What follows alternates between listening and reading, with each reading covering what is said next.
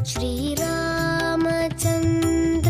कृपालु भज मन हरण भव भयदारुणम्। नमस्कार।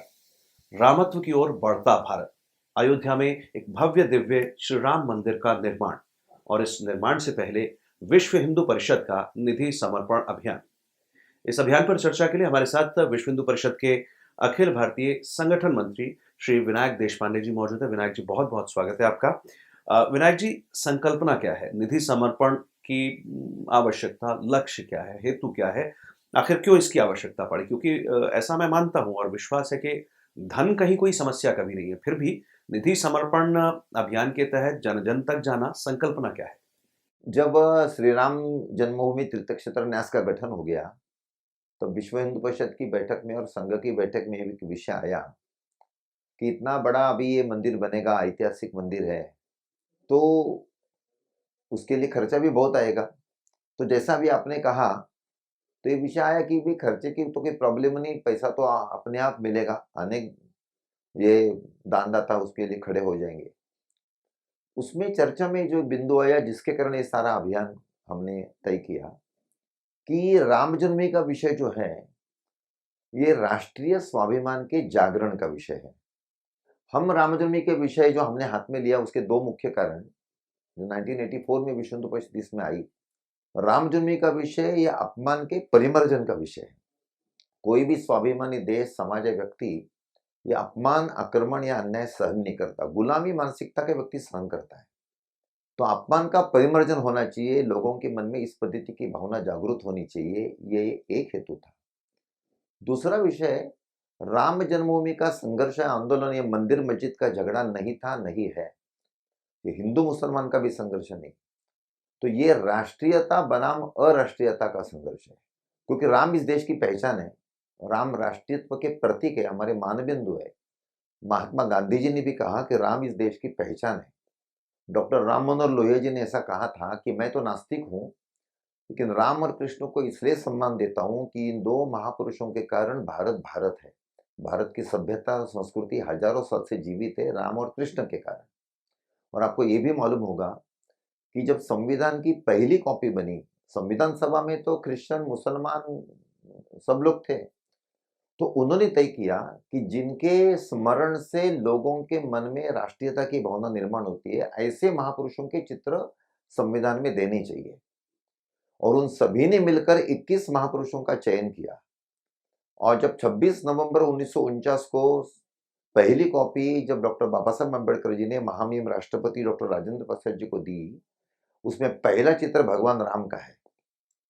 राम, सीता और लक्ष्मण श्रीलंका से अयोध्या जा रहे हैं।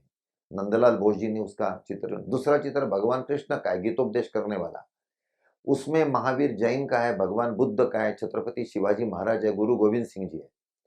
ये चित्र उन्होंने क्यों दिए कि इन महापुरुषों के कारण सारी भारतीय जनता के मन में राष्ट्रीयता का भाव निर्माण होता है। पहला चित्र राम का है। तो राम केवल एक सांप्रदायिक, एक धर्म का ऐसा नहीं है, राम विश्व का सर्वश्रेष्ठ आदर्श है। इंडोनेशिया के मुसलमान भी राम को मानते हैं। तो ये जो राम है, हमारी राष्ट्रीयत्व की पहचान है। उस राम का जहां जन्म हुआ, वहां मंदिर का निर्माण होना चाहिए, क्योंकि ये राष्ट्रीयता का विषय है। जैसे भारत स्वतंत्र हो गया, तो अंग्रेजों के नाम से स्टेशन हमने बदले, रोड के नाम बदले, पार्क के नाम बदले। क्यों बदले? क्योंकि वो सारे गुलामी के चिन्ह थे, इसलिए हमने बदला। तो दिल्ली का आयुर्वेद हॉस्पिटल का नाम बदल गया, मुंबई के विक्टोरिया टर्मिनस का छत्रपति शिवाजी महाराज टर्मिनस हो गया, क्योंकि वो सारे गुलामी के चिन्ह थे, ये स्वतंत्रता के चिन्ह है। ये मानसिकता समाज में निर्माण होनी चाहिए राष्ट्रीयता की, चाहे वो हिंदू हो, मुसलमान हो, कोई भी हो। राष्ट्र पहले, बाद में बाकी सभी चीजें। तो इस आंदोलन में विश्व हिंदू परिषद हो, संघ हो या विचार परिवार के जो लोग आए, तो उसमें दूसरा हेतु ये भी था कि राष्ट्रीय स्वाभिमान का जागरण होना चाहिए। यही भावना सरदार वल्लभ भाई पटेल जी की भी थी सोमनाथ के संदर्भ में, यही भावना हमारी है। तो इस पार्श्वभूमि पर जब मंदिर निर्माण की बात आई, तो विषय आया कि उस आंदोलन में जब हम लाखों गांव में गए, करोड़ों लोगों के पास गए, वो सभी लोगों की सहभागिता राम जन्मभूमि के आंदोलन में रही। अभी वो तो चलो 92 में ढांचा ध्वस्त हो गया, तो उसके बाद की जो नई पीढ़ी है उनके भी मन में इसी पद्धति का मानसिकता भाव निर्माण होना चाहिए। तो ये जो विषय आ गया कि व्यापक पैमाने पर जाना, वो केवल निधि का विषय नहीं है, निधि के साथ साथ संपर्क है और राष्ट्रीयत्व की भाव का जागरण भी है।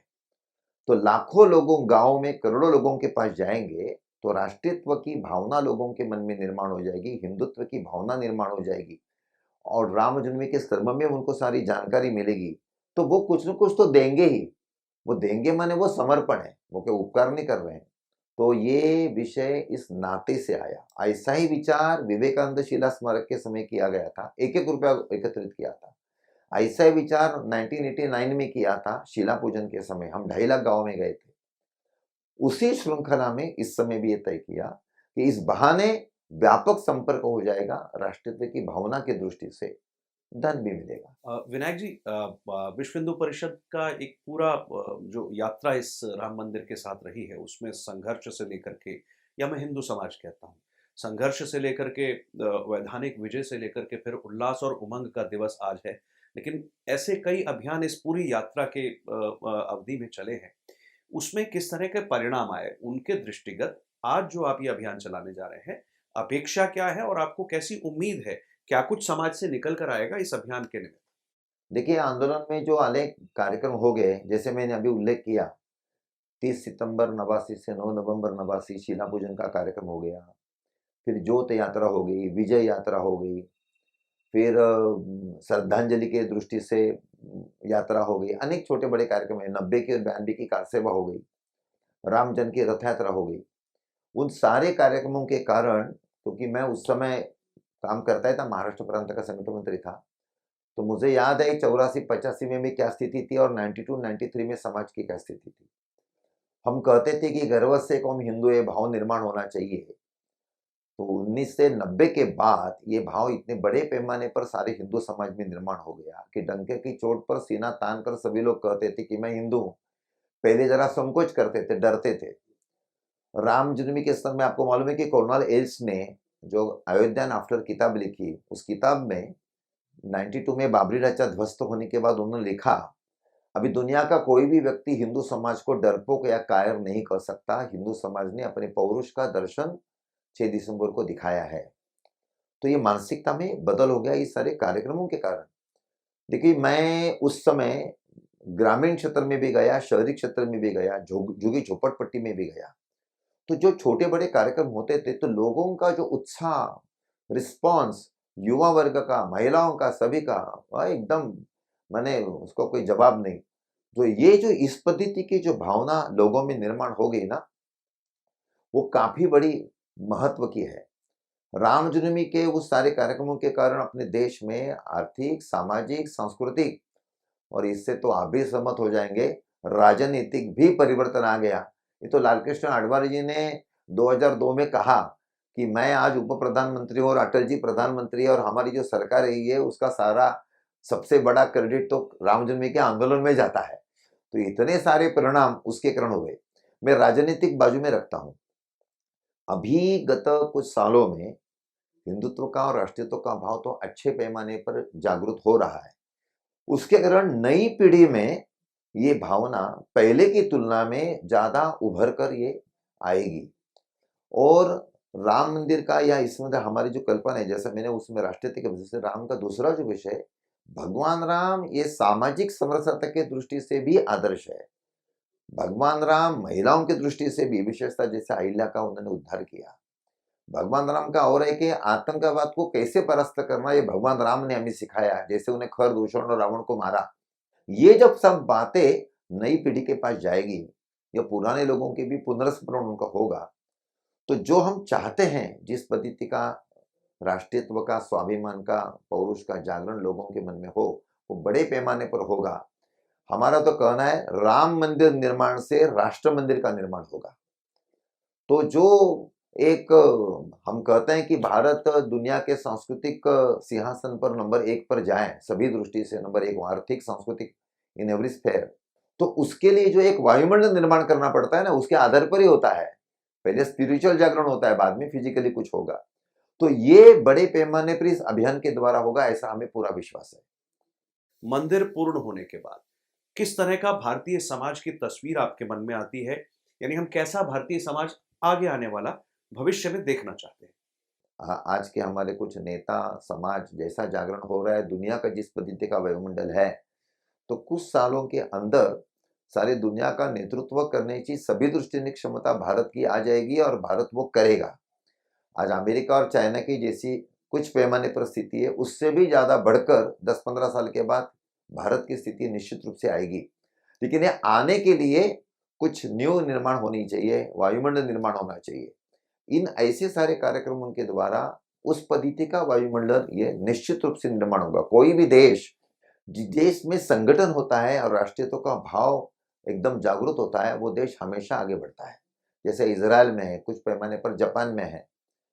भारत उस नाते से भारत में भी वायुमंडल निर्माण हो रहा है। इस अभियान के दौरान हम उसमें और भी बड़ी छलांग लगाएंगे और उसका लाभ ये निश्चित रूप से मिलेगा।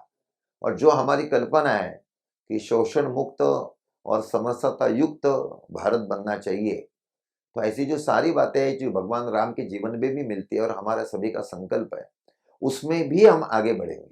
आज की राजनीति में शुचिता, मर्यादा, इनका स्थान थोड़ा कम दिखता है। और ये सिर्फ मैं भारत की राजनीति की बात नहीं करता हूँ, इस एशिया के पूरे उपमहाद्वीप और संपूर्ण विश्व में भी ऐसा दिखाई देता है। बहुत दूर की इसमें से दृष्टि हमको देखनी होगी।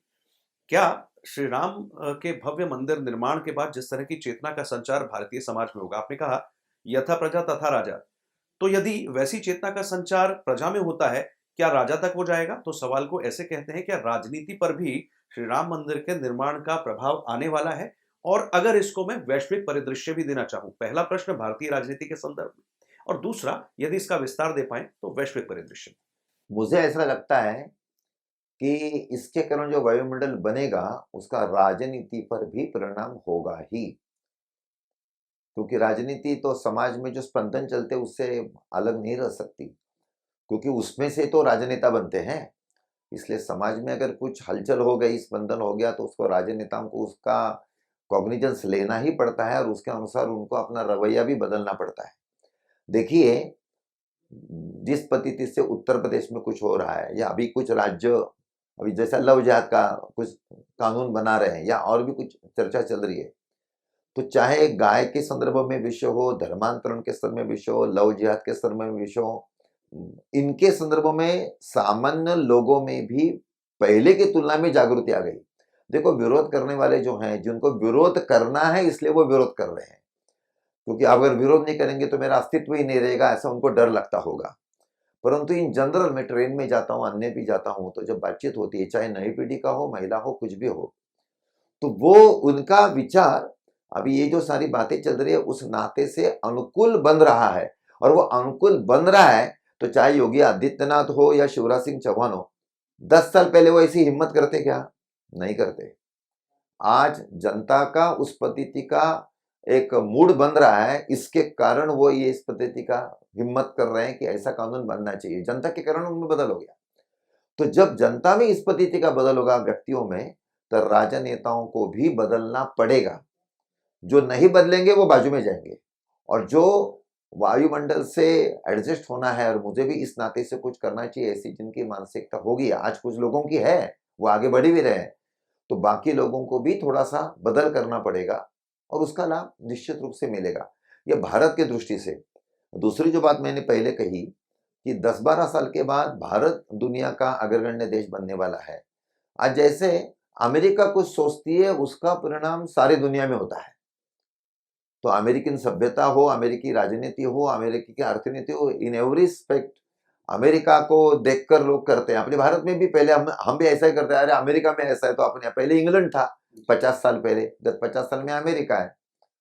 तो भारत अगर अग्रण्य देश बन जाएगा तो दुनिया, भारत ऐसा कहता है, इसका परिणाम दुनिया पर निश्चित रूप से होगा, ऐसा मैं मानता हूं। हाँ, अभी समाज के बदल और दुनिया के बदल ऐसे इतने 5 और 10 साल में होते ऐसा नहीं, उसको तो समय लगेगा, भले 20 साल लगेगा, 25 साल लगेगा, वॉट एवर इट में भी। परंतु भारत में बदल होने के बाद और भारत अग्रगण्य देश होने के कारण विश्व में भी उसका अनुकूल परिणाम निश्चित रूप से होगा, ऐसा मुझे लगता है। जी, आपने ठीक कहा और उसका कुछ तो व्यापक प्रभाव मुझे भारतीय राजनीति में अभी कुछ दिखा और चर्चा करते हैं कि जो लोग कभी राम के अस्तित्व को नकारते थे, वो मंदिर दर्शन को जाने लगे और कोट के ऊपर जनेऊ पहनने वाली चर्चा भी व्हाट्सएप पर खूब चलती है। विश्व हिंदू परिषद के अखिल भारतीय संगठन मंत्री जी विनायक देशपांडे जी, आपका बहुत-बहुत शुक्रिया। नमस्ते। आपने जो चिंतन दिया है, जो दर्शन दिया है, मुझे लगता है उसका प्रभाव हमारे भारतीय समाज पर आने वाले कई वर्षों तक दिखेगा और जैसी परिणति, जैसा परिणाम आप बता रहे हैं, वैसे अपेक्षित परिणाम भारतीय समाज में आए, इस आशा के साथ आपका बहुत-बहुत धन्यवाद। नमस्कार। नमस्कार। जय श्री राम। श्रीराम